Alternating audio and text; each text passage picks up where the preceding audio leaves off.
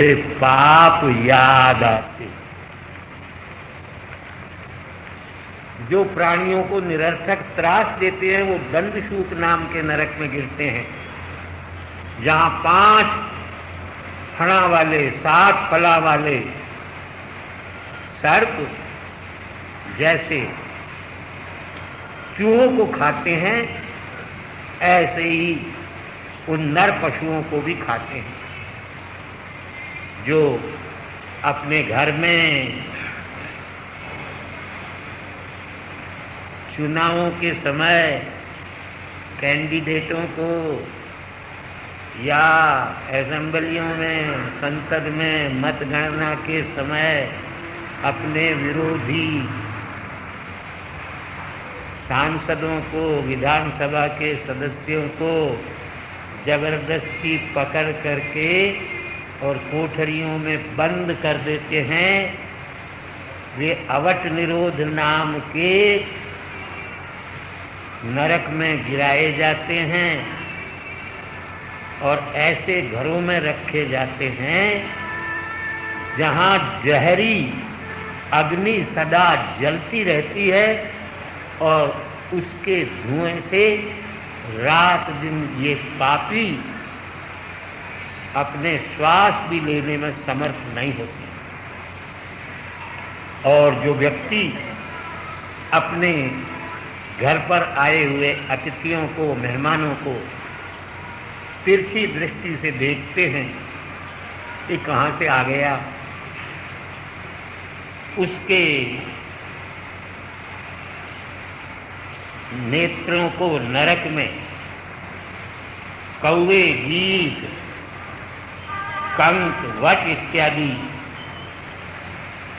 जंतु पर्यावर्तन नाम के नरक में जबरदस्ती उसको आंखों को निकाल लेते हैं। जो धन के घमंड से अभिमान करता है अथवा धन खत्म हो जाने पर दुखी होता है और सांप की तरह धन की रक्षा में ही रात दिन लगा रहता है, वह सूचीमुख नाम के नरक में गिराया जाता है। यमराज के दूत उसके अंगों को गर्मा गर्म सूत्रों से बांधते हैं। इस प्रकार के नरक ये यमराज की नगरी में है। उनमें पापी लोग अपने कर्म के अनुसार जाकर के और फलों को भोगते हैं, और जो धर्म का आचरण करने वाले हैं, अपने वर्णाश्रम धर्म का अनुष्ठान करने वाले हैं, वे तो इन नरकों में नहीं जाते, स्वर्ग में जाते हैं। हाँ, धर्म और अधर्म दोनों कुछ पासंग के द्वारा जो लोग करते हैं वो मनुष्य जन्म प्राप्त करते हैं। निवृत्ति मार्ग दूसरे स्कंद में कह आए हैं। ये सारा अंडकोश ब्रह्मांड पुराणों में 14 प्रकार से बतलाया गया है। ये भगवान का स्थूल मायामय स्वरूप है। इसको जो आदर के साथ पढ़ता है, सुनता है, सुनाता है, वो भगवान के चरणारविंदों की भक्ति प्राप्त करके भगवत चरणारविंदों को प्राप्त कर लेता है। इनका वर्णन इसीलिए किया गया, भगवान के स्थूल रूप में जो अपने मन बुद्धि को लगा लेता है और वहाँ मन को स्थिर कर लेता है, तो भगवान के सूक्ष्म रूप में मन लगाने का सामर्थ्य भी उसको प्राप्त हो जाता है। सुखदेव महाराज कहते हैं, राजन परीक्षित, पृथ्वी के द्वीप, खंड, नदी, पर्वत, आकाश, समुद्र, पाताल, दिशाएं, नरक और ज्योतिष चक्र की संस्था का मैंने तुम्हारे लिए वर्णन किया। ये भगवान का स्थूल रूप है।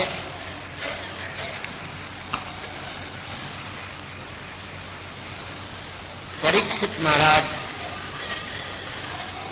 इन सब नरकों की कथा को सुनकर के और मन में अत्यंत व्यथित हो गए, दुखी हुई और दुखी होकर के कहने लगे, महाराज ये तो बड़ी कठिन घटना है। आपने क्रमशः निवृत्ति मार्ग का कथन किया, फिर प्रवृत्ति मार्ग का भी कथन किया, जिनके द्वारा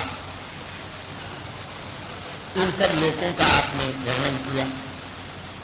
अधर्म के फलस्वरूप प्राप्त होने वाले नरकों का भी वर्णन किया और प्रियव्रत उत्तानपाद के वंश का वर्णन किया।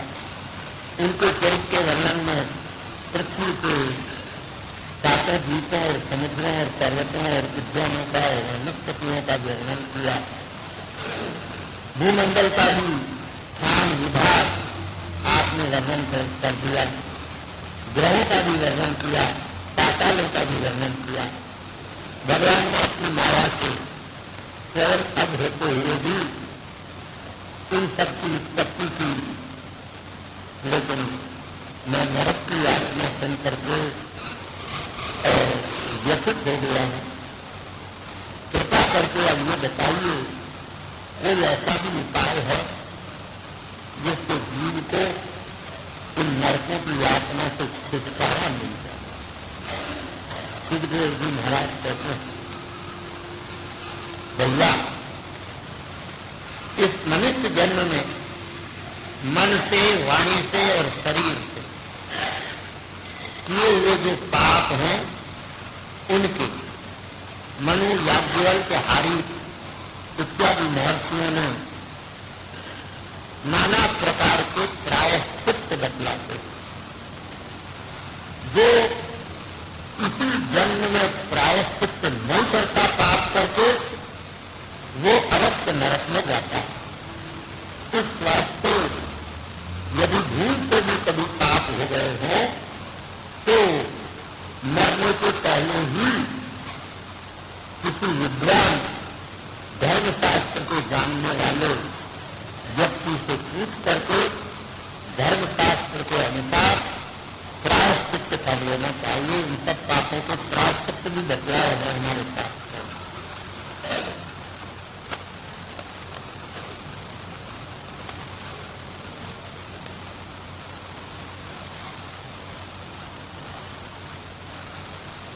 इतना सुनकर के परीक्षित महाराज कहने लगे,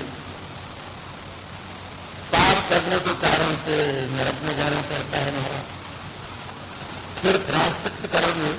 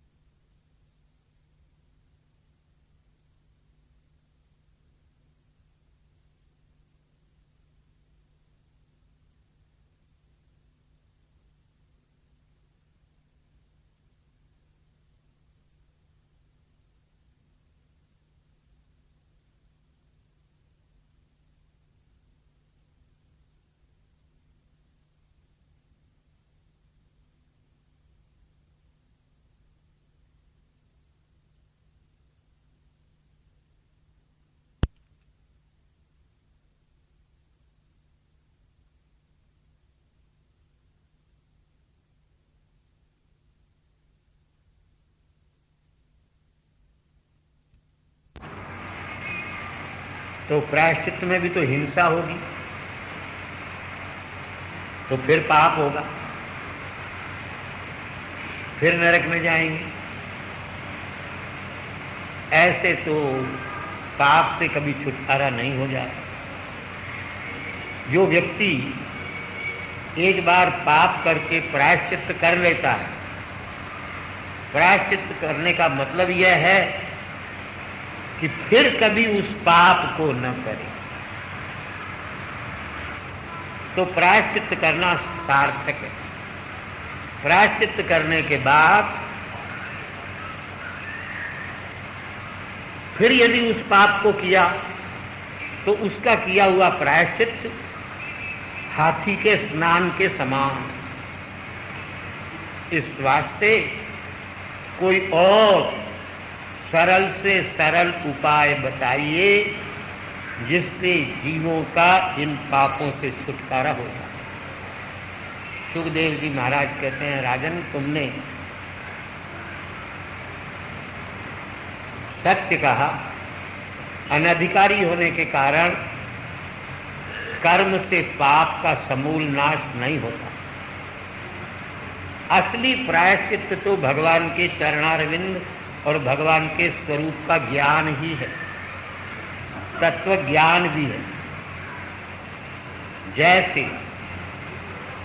हित मित मेध्य,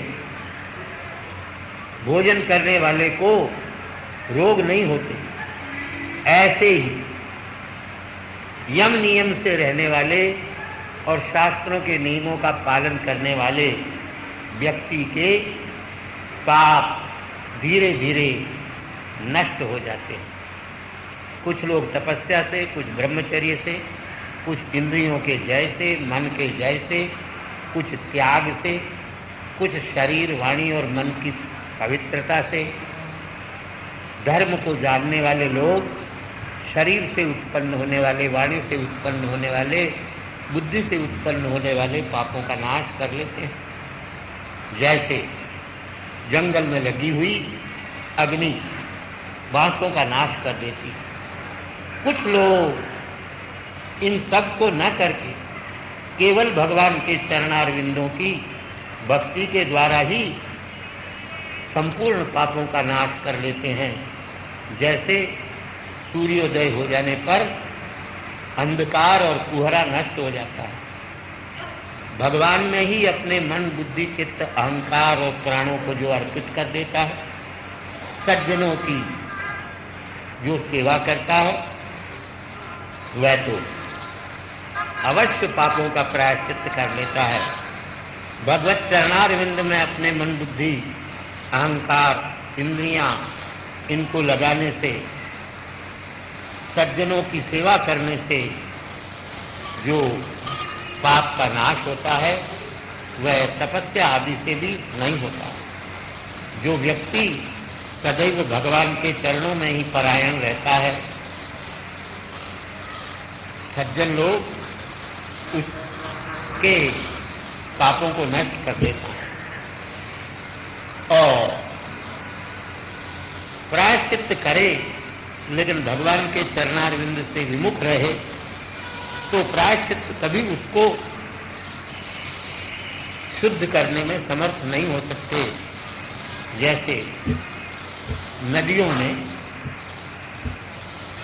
शराब की बोतल डाल दी जाए गंगा जी में, गंगा में डालने से भी शराब की बोतल कभी शुद्ध नहीं हो सकती। इसी प्रकार भगवत चरणारविंद में मन लगाए बिना प्रायश्चित्त करने पर भी पापों का नाश नहीं होता। आजकल तो महाराज जेंटलमैन लोग हरिद्वार में हर की पैड़ी पर शराब की बोतल ठंडी करके पीते।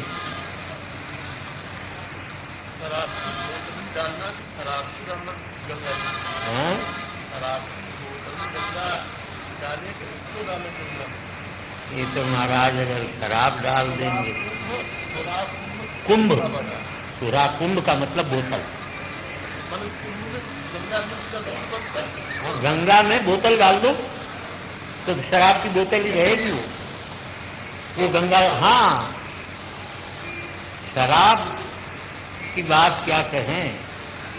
ये मलमूत्र जितने गंगा जी में डलते हैं, यथा रथ्या पाथ शुचि भवति गंगाऊ मिलित, गंगा जल में अगर मिल जाएगा तब तो गंगा जल बन जाएगा, वो गंगा जल बन जाएगा। लेकिन बोतल गंगा जल नहीं बनेगी। बोतल में डाली हुई शराब गंगा जी में डालने पर भी शराब ही रहेगी, और खोल करके डाल देंगे तो फिर उसमें से मिलेगी नहीं पानी। सुरा कुंभ विवाह का, सुरा कुंभ शब्द है सीधा बोतल। बोतल गंगा जी में डालो गंगा जी में बोतल डालने से बोतल के अंदर की शराब पवित्र नहीं होगी। इसी प्रकार भगवान में जिसने मन नहीं लगाया, वो कितनी ही तपस्या करे, कितने ही यज्ञ करे, कितने ही दान करे, कितने ही प्रायश्चित करे, वो कभी भी उसका मन शुद्ध नहीं होगा और पापों से उसका छुटकारा नहीं होगा। हाँ, जिन्होंने भगवान के चरणार बिंदु में एक बार भी अपने मन को लगा दिया, वो तो पवित्र हो ही जाते हैं। स्वप्न में भी यमराज के दूत उसकी ओर आंख उठा करके भी नहीं देख सकते। इसी संबंध में एक परम पवित्र इतिहास अजामिल का, जहां यमराज के दूत और भगवान के दूतों का संवाद हुआ। सुखदेव जी महाराज कहते हैं, राजन, हम तुमको वह सुनाते हैं। कान्यकुब्ज नगर में एक अजामिल नाम का ब्राह्मण था। वह दासी के संग से दूषित होकर के अपने संपूर्ण सदाचार को खो बैठा, चोरी करने लगा, जुआ खेलने लगा और इन्हीं जीविकाओं से अपने कुटुंब का पोषण करने लगा। दासी के पुत्रों को पालन करते हुए 88 वर्ष की उसकी आयु बीत गई। उसके 10 पुत्र हुए। उनमें सबसे जो छोटा था, उसका उसने एक्सीडेंटली कप्पू सप्पू गप्पू नप्पू नाम नहीं रख करके नारायण नाम रख दिया।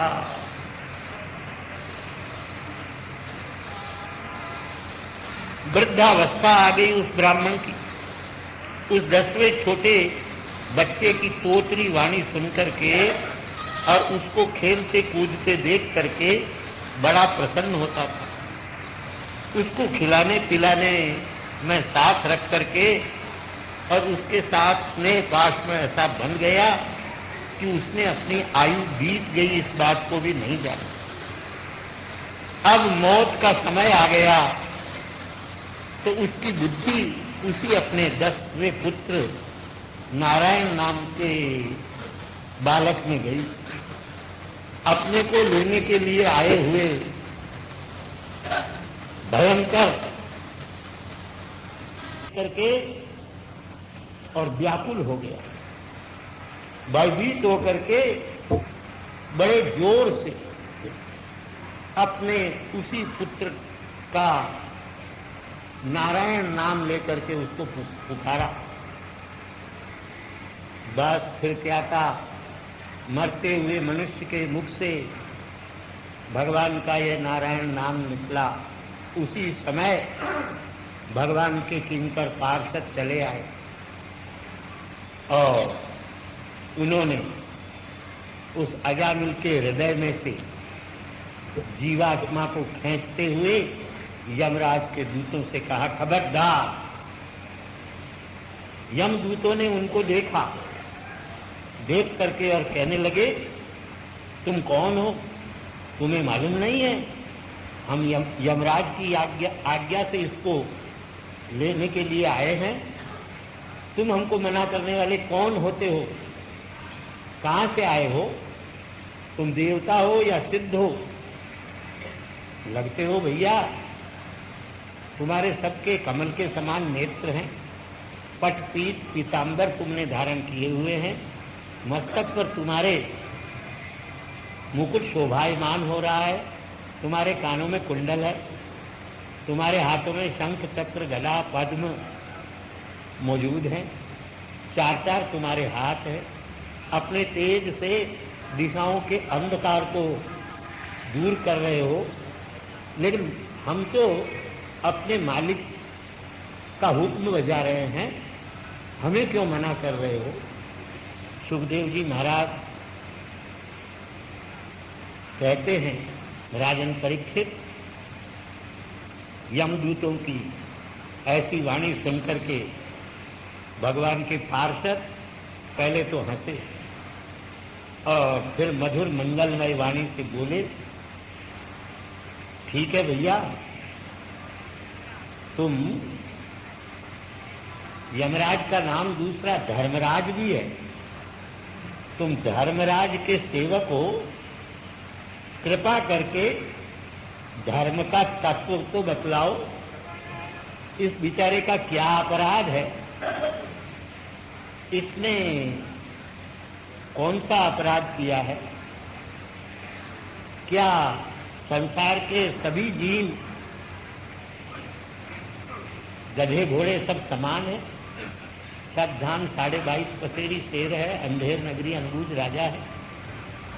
ऐसा भगवान के पार्षदों का वचन सुना तो यमराज के दूत कहने लगे, ऐसी बात नहीं है, हम धर्मराज के दूत हैं, हमको धर्म का ज्ञान। आपने पूछा धर्म क्या है? कहते हैं वेद ने जिन कामों को करने के लिए कहा वही धर्म है, और जिनको मना किया वही अधर्म है। वेद प्रणीतो धर्म यधर्म तद विपर्यय। वेद साक्षात नारायण है, ऐसा हमने सुना है। जो अपने स्वरूप में स्थित रह करके सात्विक राजस तामस गुणों के अनुसार ब्राह्मण क्षत्रिय वैश्य शूद्र इत्यादि योनियों में जन्म प्राप्त करके और अपने वर्णाश्रम का अनुष्ठान करते हैं।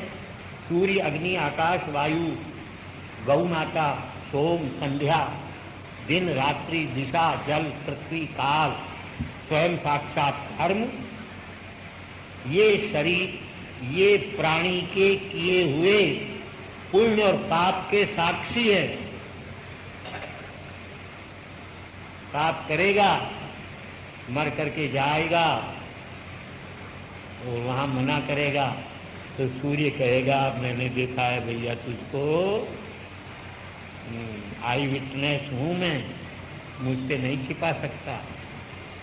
रात में पाप करेगा तो अग्नि भगवान कहेगा मैंने देखा है तुझको, वो भी नहीं होगा तो आकाश कहेगा, वायु कहेगा, गौ माताएं विद्यमान रहती है वहाँ, ये चंद्रमा कहेगा, सुबह की और शाम की संध्या शरीर धारण करके यमराज के यहाँ रहती है। दिन का अभिमानी देवता, रात्रि का अभिमानी देवता, दिशाओं का अभिमानी देवता, जल का अभिमानी देवता, पृथ्वी का अभिमानी देवता, काल और स्वयं धर्म, ये प्राणी के किए हुए पुण्य और पाप के साक्षी हैं। ये अधर्म को जानते हैं जीव के किए हुए को, इसलिए अधर्मी दंड के योग्य होते हैं, धर्मात्मा दंड के योग्य नहीं होते। अधर्म से मनुष्य का दंड का भागी होता है, धर्म से सुख को प्राप्त करता है। इस जन्म में किए हुए सुख दुख मिश्रित जो कर्म है उससे 3 प्रकार की गति गुणों के वैचित्र से दूसरे जन्म में प्राप्त की जाती है।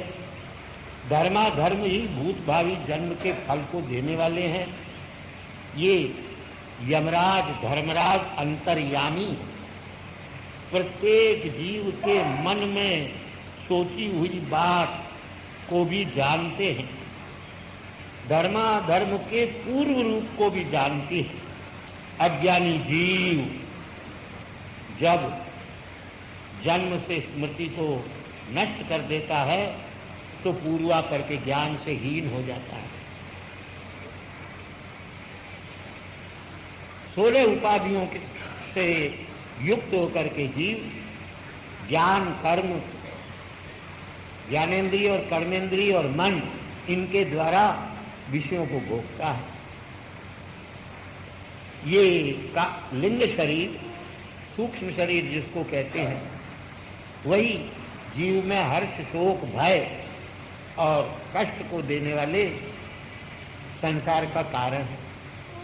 संसार में मोह को प्राप्त हो जाने वाला जीव उससे निकलने के उपाय को जानता नहीं। जीव पराधीन होकर के स्वाभाविक गुणों से कर्म करता है। पूर्व कर्म के वर्ष से व्यक्ता व्यक्त रूप स्थूल सूक्ष्म शरीर को प्राप्त करता है। जीव प्रकृति के संग को प्राप्त करके और उल्टे रास्ते पर जब चलता है तो दंड का भागी होता है। भगवान का भजन करता है तो मोक्ष को प्राप्त कर लेता है। ये तो आप हमसे धर्माधर्म का विवेचन सुनिए। और अब इसको क्यों ले जा रहे हैं, क्यों दंड दे रहे हैं, इसने क्या किया है, ये भी सुन लो। ये ब्राह्मण के घर में पैदा हुआ, इसने वेदादि शास्त्रों का अध्ययन करके पहले संध्या वंदन, गायत्री जप, अग्निहोत्र इत्यादि कर्म किए, सत्य भाषण किया, मंत्रों का ज्ञान प्राप्त किया, सब प्रकार की पवित्रता से युक्त रहा, अहंकार से रहित होकर के इसने गुरुओं की सेवा की, अग्नि की सेवा की, अतिथि और वृद्धों की सेवा की। एक दिन पिताजी की आज्ञा से ये जंगल में समिधा कुशा फल फूल लेने के लिए जंगल में गया। लौटते समय इसने रास्ते में मदिरा पान से मत एक शूद्रा स्त्री के साथ नग्न होकर के क्रीड़ा करते हुए शूद्र को देख वह उन्मत्त होकर के गा रहा था, नाच रहा था और नाना प्रकार की क्रीड़ाएं कर रहा था। अपने बाहुओं से उस शूद्रा का आलिंगन करके और रमण कर रहा था। उसे देख करके ये ब्राह्मण काम से मोहित हो गया। बहुत प्रयत्न किया ज्ञान से अपने आप को रोकने का, लेकिन कामदेव के बाण बड़े भयंकर होते हैं, उनको रोकने में ये असमर्थ रहा।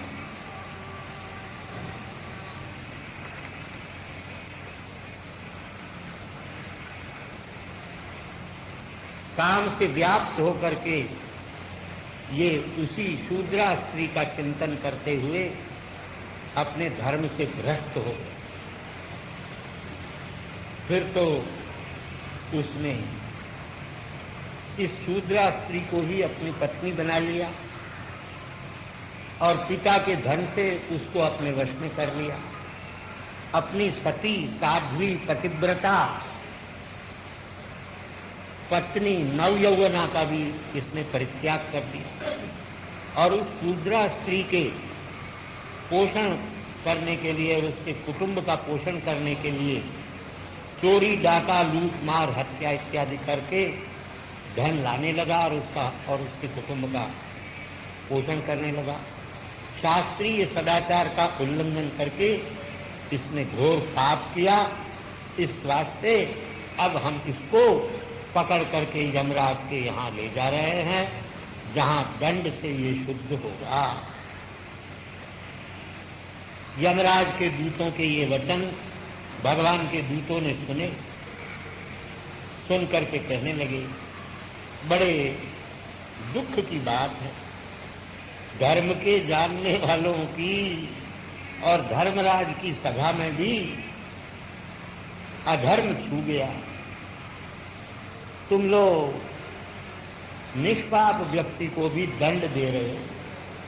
जो तुम्हारे जैसे लोग प्रजा का पिताओं की तरह पालन करने वाले होने चाहिए, यही आज उल्टा आचरण कर रहे हैं। ऐसी स्थिति में बेचारी प्रजा किसकी शरण में जाए? सत्पुरुष जैसा आचरण करते हैं, साधारण सामान्य जीव वैसा ही आचरण किया करते हैं। ओहो, जिसके यस्यांके सिर आधाया लोकस्वपि निर्भया, जिसकी गोद में सिर रख करके और जीव निर्भय होकर के शयन करता है, वही धर्म क्या है अधर्म क्या है इस बात को पशु की तरह जानता नहीं। जिसने अपने आप को भगवान में अर्पित कर दिया या जो सोया हुआ है, उसके साथ द्रोह कैसे किया जा सकता है? अरे भाई, इसने अपने आधे जन्म में या थोड़े जन्म में माना बहुत पाप किए, लेकिन तुमको मालूम होना चाहिए इसने मरते समय जो भगवान के नाम का उच्चारण किया, उस भगवान के नाम के उच्चारण करने मात्र से करोड़ों जन्म के इसके पाप नष्ट हो गए। जिस समय इसने नारायण नारायण नारायण कहा, और मनुष्य भी यदि मरते समय नारायण आय कह दे तो संपूर्ण पापों का नाश हो जाता है। चाहे चोर हो, चाहे शराबी हो, चाहे मित्र के साथ द्रोह करने वाला हो, चाहे ब्रह्म हत्यारा हो, चाहे गुरुतल्पगामी हो, चाहे स्त्री हत्या, राज हत्या, पिता की हत्या, गो हत्या करने वाले पापी ही क्यों न हो, सब पापियों के लिए ये सबसे बड़ा प्रायश्चित है कि वे भगवान के नाम का उच्चारण करें। जैसे भगवान के नाम के उच्चारण करने से व्यक्ति पाप से शुद्ध होता है, मुक्त होता है, वैसे तो मनु आदि के बतलाए हुए प्रायश्चितों से भी शुद्ध नहीं होता। इस वास्ते पाप का नाश जो चाहते हैं उनको चाहिए कि वे भगवान के नाम के उच्चारण स्वरूप प्रायश्चित को करें। इस वास्ते इसने और फिर मरते समय भगवान के नाम का उच्चारण किया, सब पाप इसके धुल गए। अब तुम इसे नहीं ले जा सके, खबरदार, छोड़ो इसको। कदाचित तुमको मन में ये शंका हो कि इसने तो भगवान के नाम की बुद्धि से भगवान के नाम का उच्चारण नहीं किया, अपने पुत्र को बुलाने के लिए नाम का उच्चारण किया है, तो कहते हैं तुमको धर्मशास्त्र का ज्ञान नहीं, सांकेत्यम पारिहास्यम वा शोभम हेलन मेरो। इसीलिए इन आजकल के जेंटलमैनों की क्या गति होगी, ये तो इन्होंने दृढ़ निश्चय कर लिया कि भूल से भी जीवन में कभी भगवान का नाम नहीं लेंगे। बेटे बेटी के नाम भी अब रामचंद्र, कृष्णचंद्र, नारायण, हरिश्चंद्र नहीं रखेंगे, जिससे बेटे बेटी को पुकारने के बहाने से भी मुंह से कहीं भगवान का नाम नहीं निकल जाए। पप्पू, सप्पू, गप्पू, टप्पू, नप्पू, ये नाम रखें। अब मरते समय जब इन नामों का उच्चारण होगा तो यही गति भी प्राप्त हो।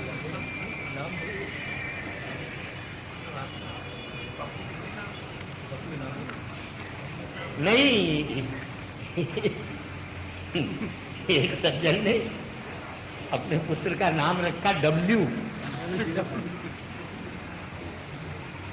हमने कहा XYZ बाकी है भैया।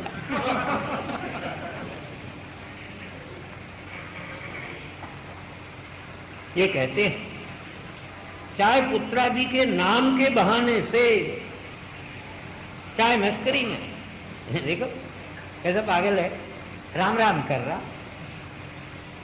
इस प्रकार मजाक में भी अगर भगवान का नाम किसी ने लिया, वो जरूर पाप का नाश करेगा। हैं? बेटा बेटा क्यों टाइम खो रहा है राम राम करके, जाओ दुकान खोल। इस प्रकार से भी जिसके मुख से भगवान का नाम निकल गया, वो भी पापों का नाश करता है, सब पापों को नष्ट कर देता है। पर्वत से गिरते समय, महल से गिरते समय जिसका शरीर नष्ट होने जा रहा है, सांप डस चुका है, भयंकर 105 डिग्री ज्वर में जो संतप्त हो रहा है, वह भी अगर एक बार भगवान का हरि हरि इस प्रकार का नाम ले ले तो फिर किसी प्रकार की यमराज की यातना भोगने के लिए वह योग्य नहीं होता। मनवादी ने तो छोटे बड़े पापों के नाना प्रकार के प्रायश्चित कहे हैं। उन सब प्रायश्चितों से, तपस्या से, दान से, जप से, होम से पाप ही नष्ट हो जाते हैं, लेकिन पापों की वासना नष्ट नहीं होती। पापों की वासना तो भगवान के सन्नाम के संकीर्तन से ही नष्ट होती है। चाहे जानबूझ करके भगवान का नाम लें, चाहे अनजान में भगवान का नाम लें, तब भी जाने अनजाने लिया हुआ भगवान का नाम भी पाप को नष्ट ही कर लेता है। ज्ञान वस्तु तंत्र होता है। वस्तु की शक्ति ज्ञान की अपेक्षा नहीं रखती। सीधा सीधा उदाहरण ले लो।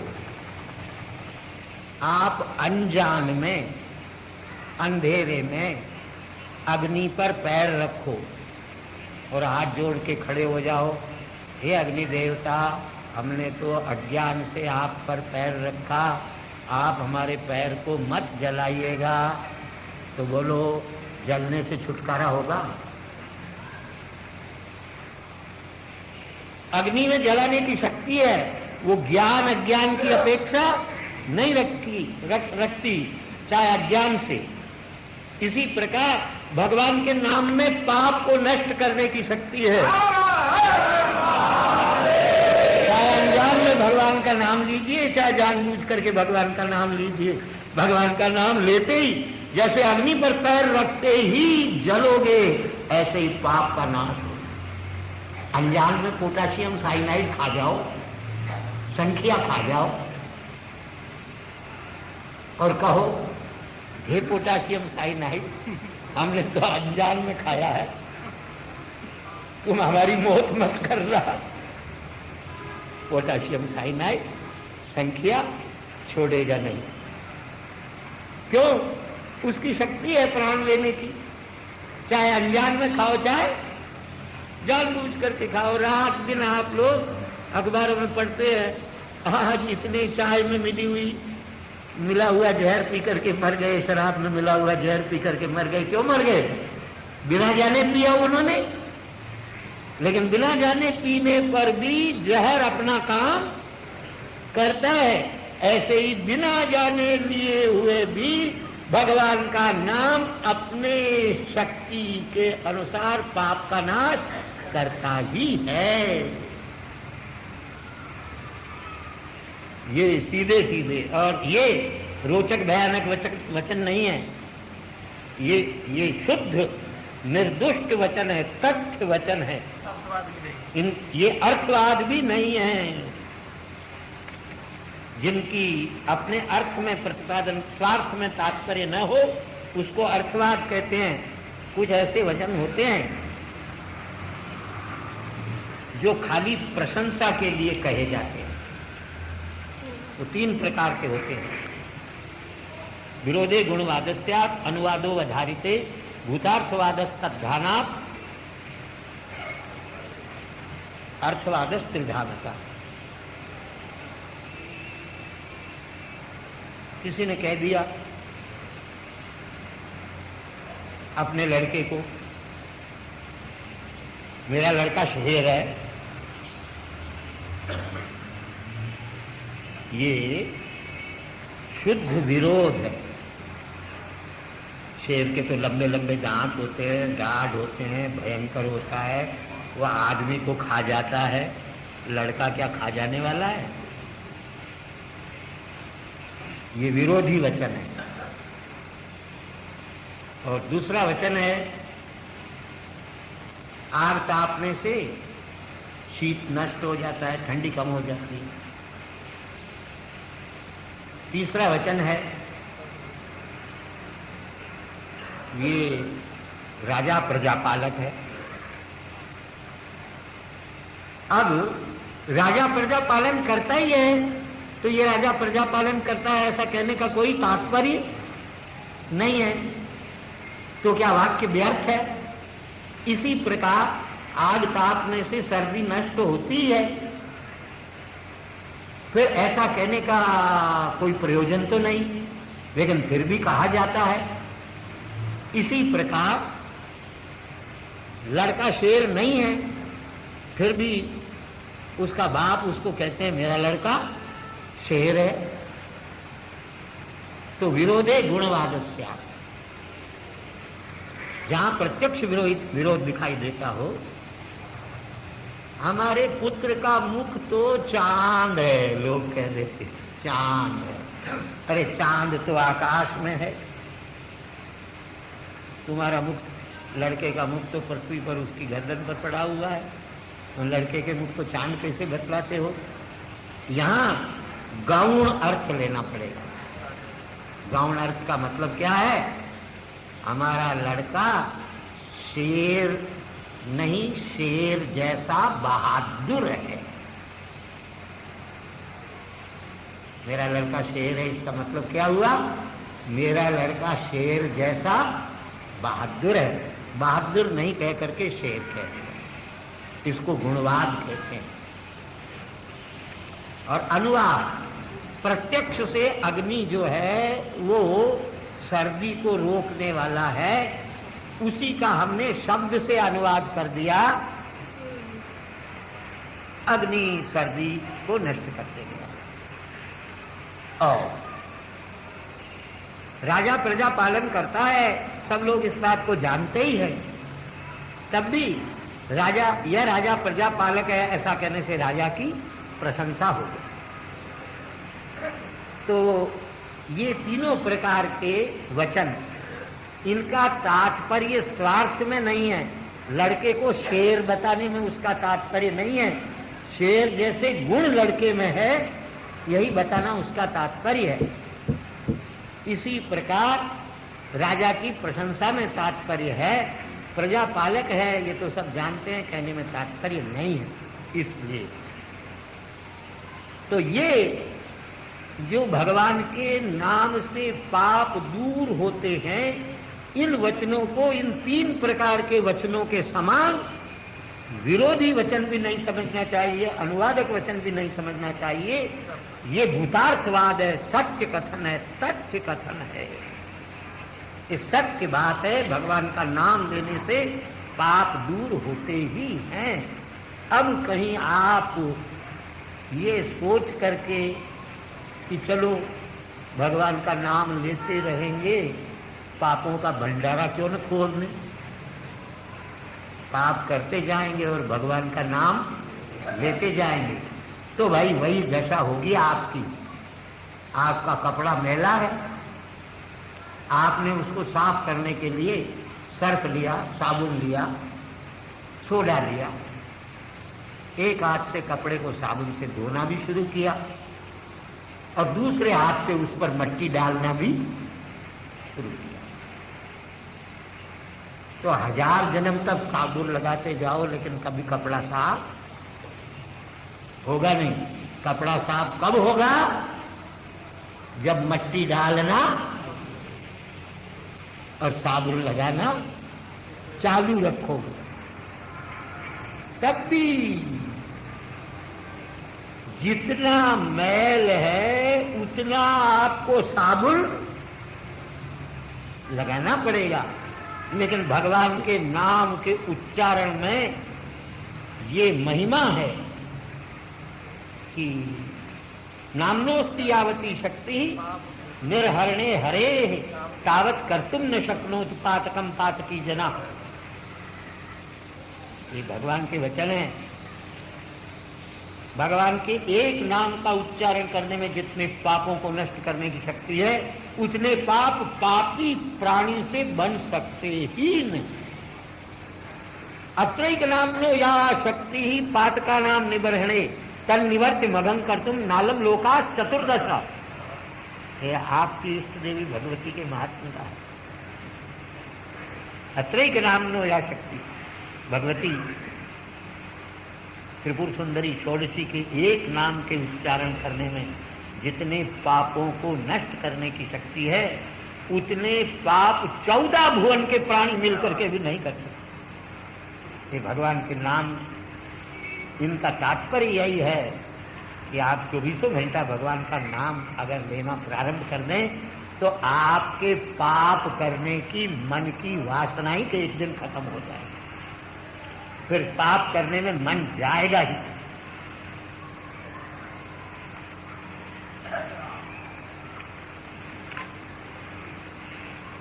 इस वास्ते भाई अब ये यमराज की यातना नहीं भोग सकता।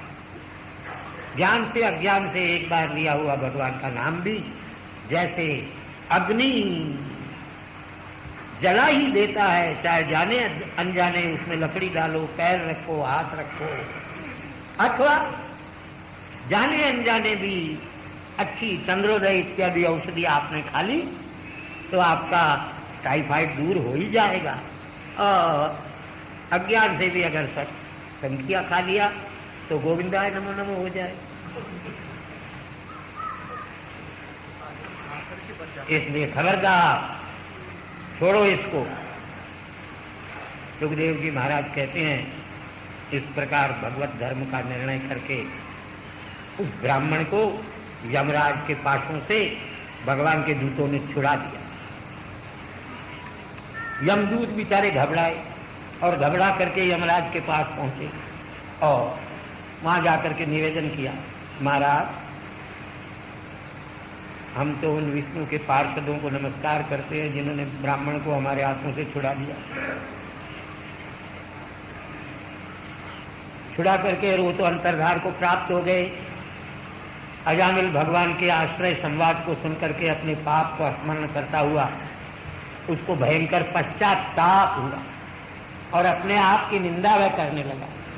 हाय हाय, हमने शूद्रा के संग से ब्रह्म तेज को नष्ट कर दिया और सज्जनों के द्वारा दूषित कर्म का आचरण किया। अपनी सती साध्वी पतिव्रता पत्नी का मैंने त्याग किया और चांडाली में मैं आसक्त हो गया। मुझे धिक्कार है, मैंने वृद्ध माता पिता का परित्याग कर दिया। जन्म भर जिनकी मुझे सेवा करनी चाहिए थी, मैंने घोर नीच आचरण किया, मैं नरक में गिरूंगा। अरे मैंने क्या ये सपना देखा? जो मुझे खींच करके ले जा रहे थे वो कहाँ चले गए और जिन्होंने ले जाते हुए मुझको बचाया वो सिद्ध महापुरुष कहाँ गए? मैं अभागी हूं, अब मुझे उनका दर्शन होना बड़ा कठिन। मैंने तो शूद्रा को अपने साथ रखा, उसका पति बना, क्या मैं भगवान का नाम लेने के योग्य नहीं रह गया? मेरी जिह्वा अत्यंत अपवित्र हो गई। कहाँ मैं और मेरी अपवित्र जिह्वा और कहाँ भगवान का ये नारायण नाम। अब मैं इस पाप का प्रायश्चित करूंगा, इस शरीर को छोड़ूंगा जिससे फिर नरक में न जाऊं।